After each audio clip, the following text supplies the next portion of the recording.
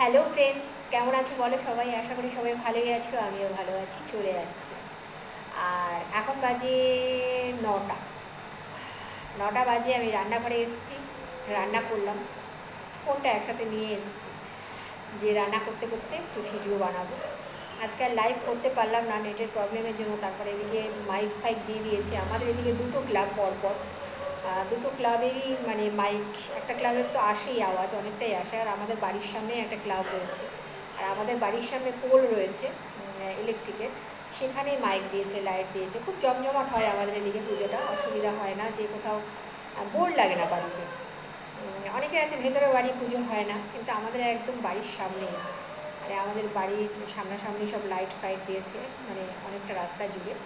তো যাই হোক, রান্নাঘরেই মোবাইলটা নিয়ে আসলাম যে একটু তোমাদের সাথে কথা বলবো। তোমাদের সাথে কথা না বললে ভালো লাগে না। কালকে কোনো রকম লাইভ করতে পারিনি, ভিডিও দিতে পারিনি, আর একটু ব্যস্ত ছিলাম, যার জন্য আর হলো না। আজকে তো রোববার। রান্না করেছি, ভাত করেছি, আর ভাতের মধ্যে উচ্ছে আলু আর পেঁপে দিয়েছিলাম। আর বাড়ি থেকে মাছ নিয়েছি, যেহেতু ছেলের বাবা রোববারে থাকে না সকালে বাড়িতে, আর বাজার খেয়ে যাবে, ছেলে মাছ কিনতে পারে না। ছেলেও গেছে ছেলের দরকারে জামা কাপড় কেনাকাটা ওই সব করতে। ও মাছটা কিনতে পারে না, মাংসটা কিনতে পারে। তো মাংস আমি খাবো না, ভাল লাগছে না।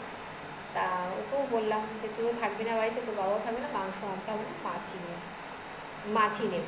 তো বাড়ি থেকে আমি মাছ নিয়েছি, কাটা পোনা নিয়েছি, ওই করেছি। তো সারাদিনের সব কথা হয়ে গেল। ভালো থেকো, সুস্থ থেকো, আনন্দ থেকো, পুজো খুব ভালো কাটুক। মা দুর্গা মা সকলকে ভালো রাখো। লাভ ইউ, শুভরাত্রি। Love you, Shubho.